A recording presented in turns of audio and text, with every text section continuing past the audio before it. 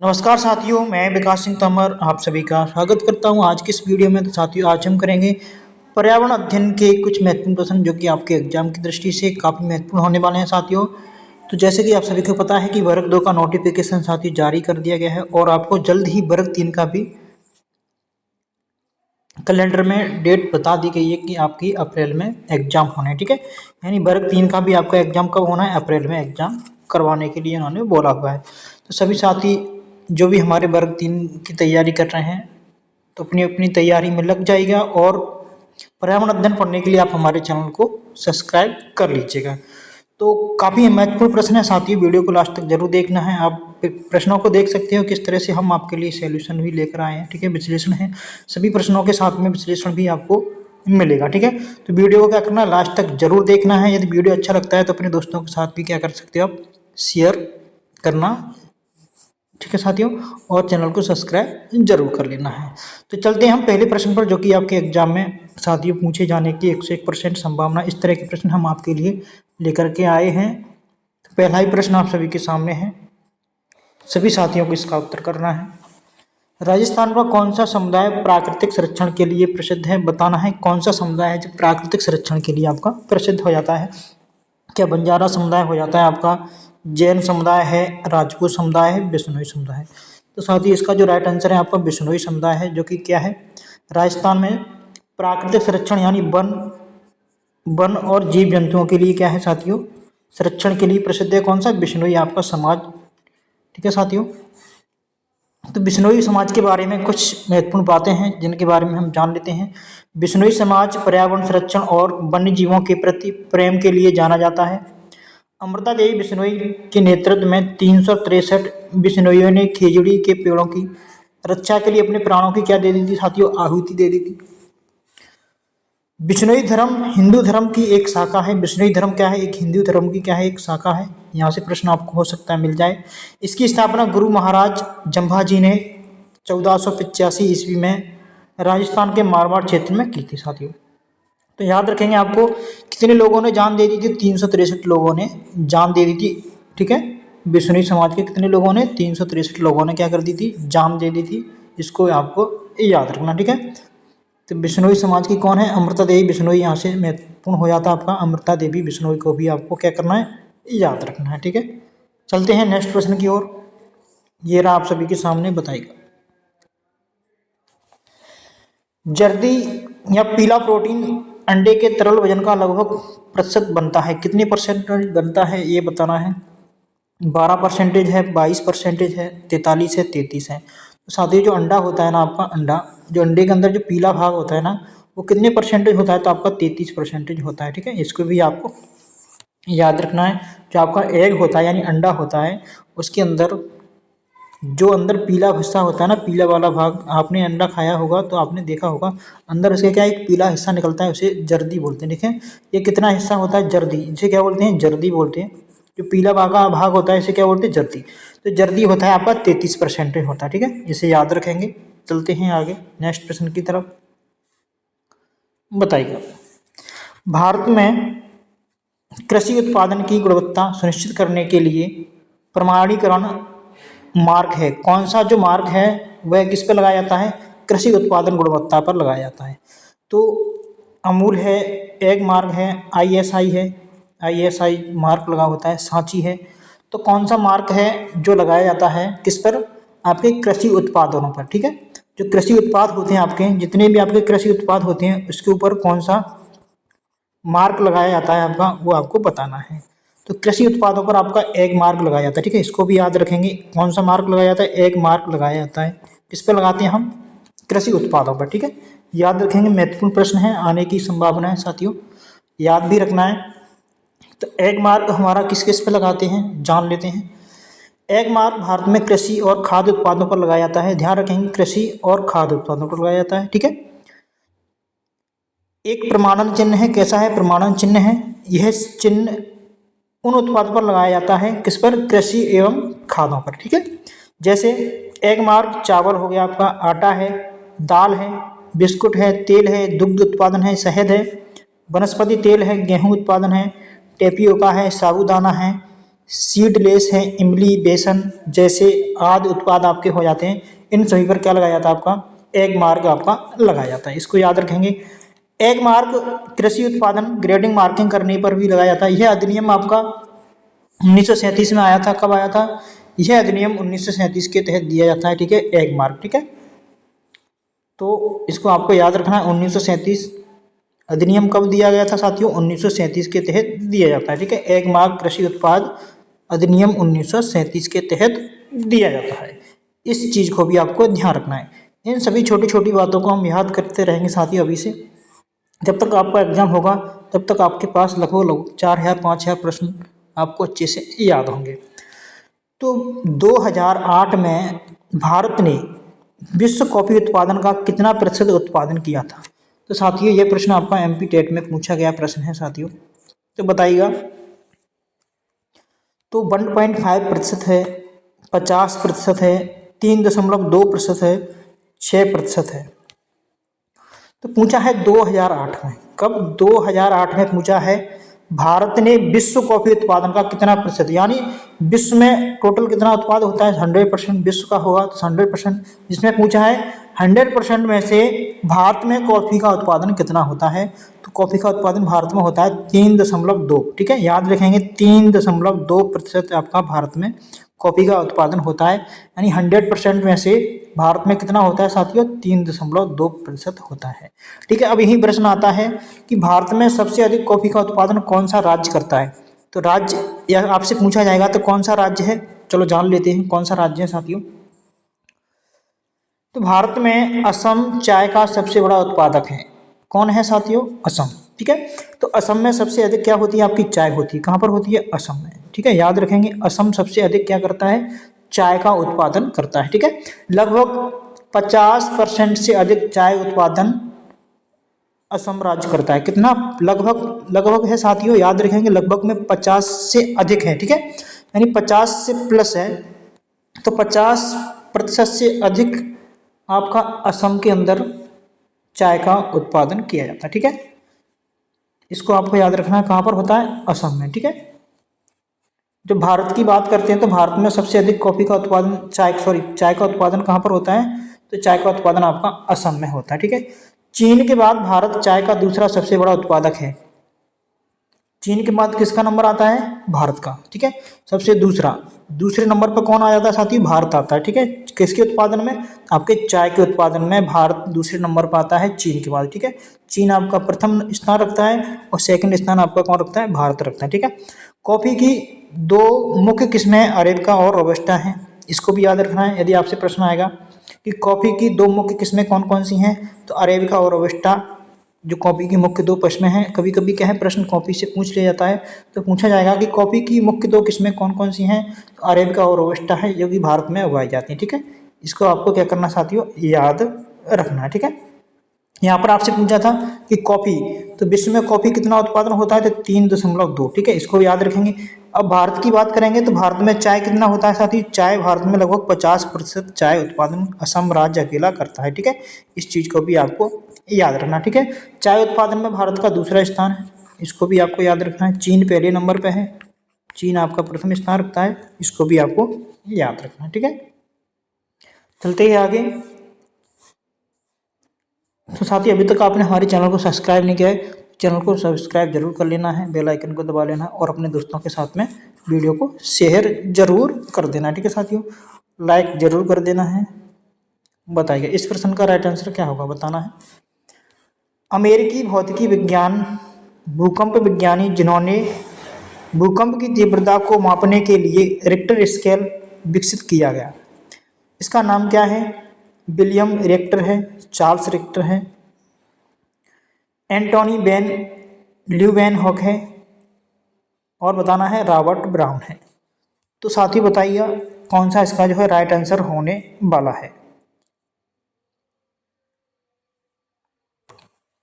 तो अमेरिकी भौतिकी विज्ञानी जिन्होंने भूकंप की तीव्रता मापने के लिए रिक्टर स्केल विकसित किया, उनका क्या है नाम आपसे पूछा गया है, तो नाम बताइएगा। तो साथ ही इसका जो राइट आंसर है चार्ल्स रिक्टर आपका, ठीक है, यानी ऑप्शन आपका बी एकदम से करेक्ट आंसर हो जाता है। आगे चलते हैं।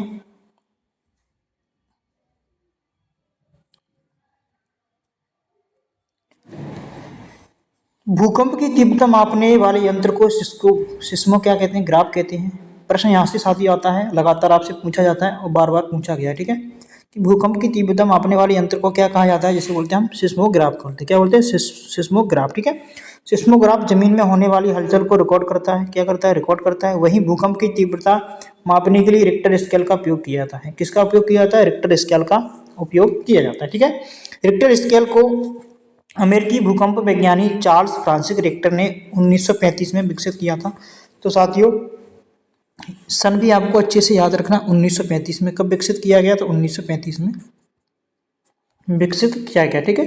किसने किया था, चार्ल्स फ्रांसिस रिक्टर ने। पूरा नाम क्या है, चार्ल्स फ्रांसिस रिक्टर ने किया था, ठीक है।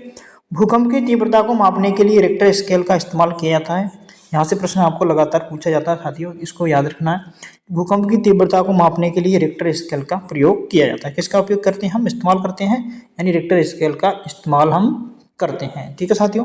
आगे चलते हैं, नेक्स्ट प्रश्न आप सभी के सामने है, काफी अच्छा प्रश्न है, बताइएगा। सर्वेक्षण दल ने पाया कि पहाड़ी में मिट्टी के पत्थर की एक परत मुख्य अपराधी थी, जिसके कारण किले के विभिन्न हिस्सों में पतन हुआ। उन्होंने यह पता लगाने के लिए एक विधि का सुझाव दिया, सफलतापूर्वक कार्यान्वित किया कि किस विधि का उपयोग किया, यानी किस से इसका परीक्षण किया। ऑप्शन ए है डेक्लिनोमीटर परीक्षण, प्लास्टिसिटी परीक्षण, इनक्लोनीमीटर परीक्षण, मृदा प्रोफाइल परीक्षण। तो साथियों इसका जो राइट आंसर है इनक्लिनोमीटर परीक्षण, इसका इन्होंने क्या किया, इस्तेमाल किया, ठीक है, जिससे पता लगाया। तो इनक्लिनोमीटर परीक्षण क्या होता है, इसके बारे में जान लेते हैं साथियों। देखो यहाँ पर जो भी आपके लिए पॉइंट मैं लेकर आया हूँ काफ़ी महत्वपूर्ण पॉइंट हैं साथियों एग्जाम की दृष्टि से। तो इनक्लिनोमीटर या क्लिनोमीटर एक उपकरण है जिसका इस्तेमाल गुरुत्वाकर्षण के मुताबिक किसी वस्तु के झुकाव, ऊंचाई, अवसादन, कोण को मापने के लिए किया जाता है। इनक्लिनोमीटर का इस्तेमाल कई कामों में किया जाता है, जैसे इंजीनियरिंग में, खुदाई की दीवारों में, बांधों में, सुरंगों में, इमारतों जैसी संरचनाओं के झुकाव और अभिविन्यास का पता लगाने में, जमीन या प्राकृतिक ढलान के झुकाव को मापने में। किसका उपयोग करते हैं हम, इनक्लिनोमीटर का उपयोग हम इन सभी चीज़ों में करते हैं। उन ऊंची चीज़ों की ऊंचाई मापने के लिए शीर्ष तक पहुंचना संभव नहीं है, जैसे झंडे के खंभे, इमारतें, पेड़, गर्दन, कंधे, कूल्हे, कलाई, पीठ वगैरह। इन सभी की गति की सीमा को मापने के लिए किसका उपयोग करते हैं, हम इनक्लिनोमीटर का उपयोग करते हैं, ठीक है साथियों। काफ़ी महत्वपूर्ण प्रश्न है और आपका MP टेट में आया हुआ प्रश्न है साथियों, इस चीज़ को भी आपको अच्छे से याद रखना है, ठीक है। MP टेट में पूछा गया प्रश्न है साथियों और एग्जाम के लिए काफ़ी महत्वपूर्ण प्रश्न है, बताइएगा। भूतापी ऊर्जा कहाँ से प्राप्त होती है, तो भूतापी ऊर्जा आपकी कहाँ से प्राप्त होती है, लकड़ी के जलाने से, जमीन के नीचे से, प्राकृतिक गैस के रूप में, सूरज की रोशनी से। सो कहाँ से प्राप्त होती है आपकी भूतापी ऊर्जा, तो भूतापी ऊर्जा आपकी जमीन के नीचे से प्राप्त होती है। तो साथियों आपको पता होगा कि जमीन के अंदर क्या है, ताप कैसा होता है, ज़्यादा होता है, ठीक है। तो क्या करते हैं, इसके अंदर एक पाइप डालते हैं इस तरह से, और एक पाइप इस तरह से डालते हैं। तो यहाँ से ठंडा पानी इसके अंदर डाला जाता है, पाइप के माध्यम से क्या डालते हैं, पानी डाला जाता है। जब पानी इसके अंदर पहुँच जाता है नीचे तो क्या गर्म होता है, ठीक है। पानी यहाँ पर क्या है, ताप ज़्यादा है तो गर्म होगा, और गर्म होकर भाप बन के ऊपर निकलता है, ठीक है। क्या बनता है, भाप। भाप बन करके क्या निकलता है, ऊपर निकलता है। तो यहाँ पर क्या है, टरबाइन लगाई जाती है, जिससे क्या है, स्टीम जो भाप निकलती है इससे टकराती है, और टकराती है तो टरबाइन क्या है, घूमने लगती है, और घूमती है तो क्या बनती है, आपकी ऊर्जा उत्पन्न होती है। उससे क्या उत्पन्न होती है, ऊर्जा उत्पन्न होती है। और जो भाप होती है ना, ठंडी करके फिर से क्या है, इसके अंदर भेज दी जाती है। इस तरह से यह चक्र चलता है। आप इस चित्र के माध्यम से साथियों अच्छे से और समझ सकते हो, समझिएगा। जैसे यहाँ पर क्या है, आपको हॉट वाटर है, पानी गर्म होगा तो क्या होगा, भाप बनेगी, ठीक है, स्टीम बनेगी। आपकी स्टीम बन के क्या जाएगी, जैसे टरबाइन है, टरबाइन से टकराएगी तो ये क्या है, घूमने लगेगी, और घूमेगी तो क्या बनेगी, इससे जनरेटर लगा हुआ है यहाँ पर, ठीक है। और जनरेटर घूमेगा तो क्या बनेगी, बिजली बनेगी, ठीक है। तो इस तरह से क्या है, ये प्रोसेस आपकी चलती है। यहाँ से ठंडा पानी इसमें नीचे डाला जाता है, कूलिंग वाटर, ठीक है। यहाँ से डालते हैं तो भाप बन करके यहाँ पर भाप बनता है, पानी का भाप बनेगा, भाप बन के ऊपर निकलेगा और जैसे ही स्टीम बन के ऊपर निकलेगा तो क्या है उस फोर्स, इसका जैसे ही फोर्स पड़ेगा इस पर तो ये क्या है घूमने लगेगी, ठीक है ना। जैसे ये घूमेगी तो ये टरबाइन घूमेगी, टरबाइन से जनरेटर घूमेगा, जनरेटर से क्या है हमारी विद्युत उत्पन्न होनेगी, ठीक है साथियों। इस तरह से यह भूतापीय ऊर्जा का एक चित्र आपके सामने मैं लाया हूँ। आइए साथियों इसे समझते हैं क्या है।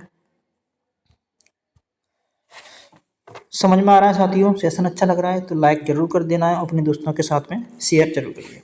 अभी तक आपने लाइक नहीं किया साथियों, लाइक जरूर कर देना है, ठीक है। लाइक करने में आपका कुछ नहीं जाता है। गेहूं किस प्रकार की मिट्टी में अच्छी तरह होता है बताइएगा। काली मिट्टी है, पीली मिट्टी है, लाल मिट्टी है, जलोढ़ मिट्टी है। तो साथियों यह प्रश्न आपका एमपी टेट में पूछा गया प्रश्न है, एमपी टेट 2022 में पूछा गया प्रश्न है। इसका जो राइट आंसर है आपका पीली मिट्टी, ठीक है। जो आयोग ने माना है वो क्या है, पीली मिट्टी है, इसको आपको याद रखना, ठीक है। गेहूं प्रसक्रहाई मिट्टी में अच्छी तरह उगता है तो पीली मिट्टी इसका जो है राइट आंसर होगा। तो जान लेते हैं भारत में कितने प्रकार की मिट्टियां पाई जाती हैं। तो भारत में 8 तरह की मिट्टी पाई जाती हैं। जलोढ़ मिट्टी, काली मिट्टी, लाल मिट्टी, पीली मिट्टी, जंगली मिट्टी, मरु मिट्टी, लेटेराइट मिट्टी और पीट मिट्टी, ठीक है। अब प्रश्न आपसे कभी पूछ लिया जाता है कि लाल मिट्टी आपकी किस क्षेत्र में पाई जाती है। तो लाल मिट्टी आपकी तमिलनाडु, कर्नाटक, मध्य प्रदेश, झारखंड, उड़ीसा इन राज्यों में पाई जाती है, ठीक है। प्रश्न यहाँ से साथियों आपको बन सकता है, 101% बन सकता है। तो ये चीज़ आपको क्या है याद रखेंगे, 100% प्रश्न यहाँ से बनेगा। काली मिट्टी आपकी कहाँ पाई जाती है, महाराष्ट्र है, गुजरात है, मध्य प्रदेश है, कर्नाटक है, आंध्र प्रदेश है। इन राज्यों में आपको काली मिट्टी देखने को मिलेगी। लेटेराइट मिट्टी कर्नाटक, केरल, तमिलनाडु, महाराष्ट्र, पश्चिम बंगाल और असम, ठीक है। इसको भी याद रखेंगे, असम में आपकी लेटेराइट मिट्टी पाई जाती है। जलोढ़ मिट्टी की बात कर लेते हैं, तटीय मैदानी क्षेत्रों में पाई जाती है। भारत गंगा ब्रह्मपुत्र के मैदानों में पाई जाती है। दक्षिण भारत की व्यापक नदियाँ घाटियों में यह पाई जाती है। कौन सी आपकी जलोढ़ मिट्टी, ठीक है। क्योंकि मिट्टियों से आपके प्रश्न भी पूछे गए हैं साथियों, तो आपको इन चीज़ों को भी याद रखना है, ठीक है। किस जगह पर किस तरह की मिट्टी आपकी पाई जाती है। तो भारत में कितने प्रकार की मिट्टी होती है साथियों, 8। 8 के नाम मैंने आपको बता दिए, ठीक है। 4 ये महत्वपूर्ण है, आपको कहाँ कहाँ पर पाई जाती हैं इनके आपको नाम रखना है, ठीक है, याद रखना है। देखो लाल मिट्टी का रंग लाल क्यों होता है। जो लाल मिट्टी है उसका रंग लाल क्यों होता है, इसमें लाल रंग फेरस ऑक्साइड के कारण और पीला रंग फेरिक ऑक्साइड के कारण दिखाई देता है। तो देखो दोनों बिंदु काफी महत्वपूर्ण है। लाल रंग किसके कारण दिखाई देता है, फेरस ऑक्साइड के कारण लाल रंग दिखाई देता है, फेरस याद रखेंगे, फेरस ऑक्साइड के कारण लाल रंग दिखाई देता है। और पीला रंग फेरिक ऑक्साइड, ठीक है। फेरस और फेरिक यहाँ आपको अंतर दोनों में ये याद रखना होगा, ठीक है। फेरिक ऑक्साइड के कारण कौन सा रंग दिखाई देता है, आपको पीला रंग दिखाई देगा, यानी फेरिक ऑक्साइड के कारण पीला रंग दिखाई देता है। साथियों लाइक जरूर कर देना है, साथियों वीडियो को लाइक कर देना है अपने दोस्तों के साथ, या आप किसी भी ग्रुप में वीडियो को शेयर जरूर कर सकते हो। उष्णकटिबंधीय क्षेत्र में सबसे बड़ा प्राकृतिक खतरा है, कौन सा सबसे बड़ा प्राकृतिक खतरा है। उष्णकटिबंधीय चक्रवात का है, सुनामी का है, बाढ़ का है, भूकंप का है। देखो बात की जा रही है आपकी उष्णकटिबंधीय क्षेत्र की, तो उष्णकटिबंधीय क्षेत्र में आपकी सुनामी नहीं देखने को मिलेगी, बाढ़ भी नहीं देखने को मिलेगी, भूकंप भी नहीं आएगा साथियों। तो क्या होगा, उष्णकटिबंधीय चक्रवात आपको देखने को मिलेंगे, ठीक है साथियों, इसे आपको याद रखना है।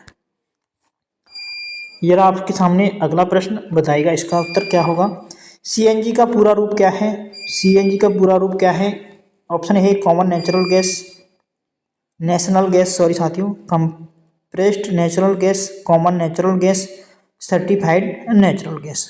इसका जो राइट आंसर होगा कंप्रेस्ड नेचुरल गैस, यानी ऑप्शन आपका बी एकदम से राइट आंसर है जाएगा, ठीक है, हो जाएगा। तो याद रखेंगे बी ऑप्शन आपका एकदम से करेक्ट आंसर है। आगे चलते हैं, बताइएगा इसका राइट आंसर क्या होगा। काफ़ी महत्वपूर्ण प्रश्न है साथियों। ओजोन से आपको लगातार प्रश्न आपने देखा होगा, ओजोन से आपको एमपी टेट में लगातार प्रश्न पूछे गए हैं, ठीक है साथियों। तो यह टॉपिक आपके लिए काफ़ी महत्वपूर्ण हो जाता है। तो अंटार्कटिक ओजोन क्षेत्र की खोज कब हुई थी, तो ये कब हुई थी साथियों, तो 1985 में हुई थी, इसको आपको याद रखना है। काफ़ी महत्वपूर्ण प्रश्न है साथियों, आपने अच्छे से पढ़ा भी होगा। 1985 में ओजोन छिद्र की खोज हुई थी, ठीक है, याद रखेंगे। ओजोन छिद्र की खोज कब हुई थी, 1985 में हुई थी, ठीक है।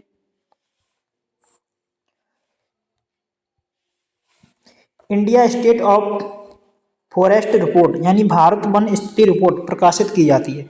कब की जाती है? एक वार्षिक, द्विवार्षिक, त्रिवार्षिक, हर 5 साल में। तो द्विवार्षिक होती है साथियों, याद रखेंगे, द्विवार्षिक।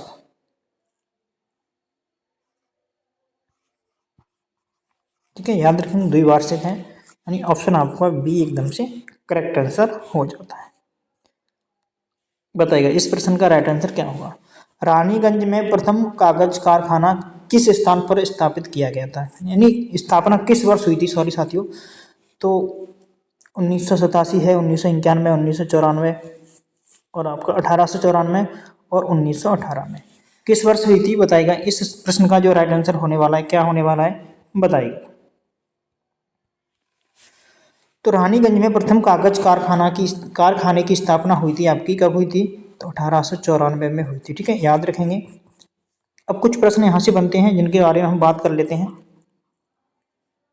इन्हें आपको अच्छे से पढ़ना है। ठीक है, आधुनिक तकनीक पर आधारित कागज बनाने वाला भारत का पहला कारखाना कोलकाता के पास हुगली नदी के किनारे बाली नाम की जगह पर 1870 में लगाया गया था। ठीक है, कब लगाया गया था, तो 1870 में लगाया गया था। कहाँ लगाया गया था, तो बाली नदी के बाली जगह पर। ठीक है, याद रखेंगे, बाली नाम की जगह पर लगाया गया था। ठीक है, कहाँ पर, कोलकाता के पास में हुगली नदी के किनारे बाली नदी के नाम पर लगाया गया था। ठीक है, इसके बाद कागज बनाने का कारखाना इन जगहों पर लगा था। ठीक है, टीटागढ़ में लगा था 1882 में। प्रश्न आता है टीटागढ़ में कागज बनाने का कारखाना कब खोला गया था, तो 1882 में आपका खोला गया था। ठीक है, ऐसे याद रखेंगे। ठीक है, बंगाल में 1887 में कब खोला गया था, तो बंगाल में 1887 में, और जगतहरी में आपका 1990 में कागज का कारखाना खोला गया था। ठीक है, कब, जगाधरी में आपका कब खोला गया था, तो 1990 में। ठीक है, अब बात कर लेते हैं, भारत में पहला अखबारी कागज मिल मध्य प्रदेश के नेपानगर में स्थापित किया गया था। तो आपसे प्रश्न पूछेगा, अखबारी कागज का जो कारखाना खोला गया था सर्वप्रथम कहाँ पर खोला गया था, तो मध्य प्रदेश के नेपानगर में खोला गया था। ठीक है, याद रखेंगे, मध्य प्रदेश के नेपानगर में स्थापित किया गया था। ठीक है, इसकी स्थापना 1955 में हुई थी। कब हुई थी, 1955 में हुई थी, इसको भी याद रखेंगे। ठीक है, अखबारी कागज की स्थापना कब हुई थी, तो 1955 में हुई थी, याद रखेंगे। अखबारी कागज की स्थापना कब हुई थी, तो 1955 में हुई थी, इसको आपको याद रखना है। ठीक है, इसका औपचारिक उद्घाटन जवाहरलाल नेहरू ने 26 अप्रैल 1956 में किया। कब किया, तो 26 अप्रैल 1956 को किया था। ठीक है, अब कुछ और प्रश्न आपके बनते हैं। सबसे पहले कागज का आविष्कार चीन में हुआ था। ठीक है, प्रश्न आता है कि सबसे पहले कागज का आविष्कार कहाँ हुआ था, तो आपको उत्तर करना है कि सबसे पहले कागज का आविष्कार आपका चीन में हुआ। कहाँ पर हुआ, चीन में आपका हो गया। ठीक है, याद रखेंगे, चीन में हो गया। कब हुआ था, तो 2001 ईस्वी में हो गया था। ठीक है, फूहान राजवंश के समय चीन के निवासी काई लून, ठीक है, नाम पूछेगा आपका, तो काई लून आपको याद रखना है कि काई लून ने कागज का आविष्कार किया। ठीक है, कागज का आविष्कार किसने किया, काई लून नामक व्यक्ति ने कागज का आविष्कार किया। ठीक है, याद रखेंगे अच्छे से, काई लून नामक व्यक्ति ने कागज का आविष्कार किया, इसको आपको अच्छे से याद रखना है। एक बार नहीं, 2 बार बोलूंगा मैं, काई लून। ठीक है, यहाँ से प्रश्न आपको देखने को मिलेगा। ठीक है, काई लून शाही चीनी अदालत में काम करने वाले एक गणमान्य व्यक्ति थे, जिन्होंने पुराने कपड़ों, पेड़ की छाल और मछली पकड़ने के जाल के टुकड़ों से कागज की चादरें बनाना शुरू किया था। ठीक है, इस तरह से इनके दिमाग में आया कि इस तरह से हम क्या बना सकते हैं, कागज बना सकते हैं। ठीक है, तो कागज बनाने का आविष्कार किसने किया था, तो काई लून ने किया था। ठीक है, प्रश्न काफी महत्वपूर्ण है एग्जाम की दृष्टि से साथियों। ठीक है, याद रखना है, कागज बनाने का जो सर्वप्रथम आइडिया आया था किसके दिमाग में आया था, तो काई लून के दिमाग में आया था। ठीक है, काई लून, ये कहाँ के थे, तो चीन के थे। ठीक है, याद रखेंगे, चीन के थे। सर्वप्रथम कागज कहाँ पर बनाया गया, तो जब विश्व लेवल की बात की जाएगी तो चीन में बनाया गया था। ठीक है, किसने बनाया था, काई लून ने बनाया था। कब बनाया था, 2001 ईस्वी में बनाया था, इसको भी याद रखेंगे। ठीक है साथियों, पीडीएफ के लिए आप टेलीग्राम चैनल ज्वाइन कर लेना है, इसकी लिंक आपको डिस्क्रिप्शन बॉक्स में मिल जाएगी। ठीक है, लाइक जरूर करना है, अपने दोस्तों के साथ में शेयर करना ना भूलिएगा, और अभी तक आपने हमारे चैनल को सब्सक्राइब नहीं किया है, चैनल को सब्सक्राइब जरूर कर लेना। ठीक है साथियों, तो मिलते हैं हम अगली वीडियो में, तब तक के लिए सभी साथियों को नमस्कार, जय Hind, Vande Mataram, thank you for watching.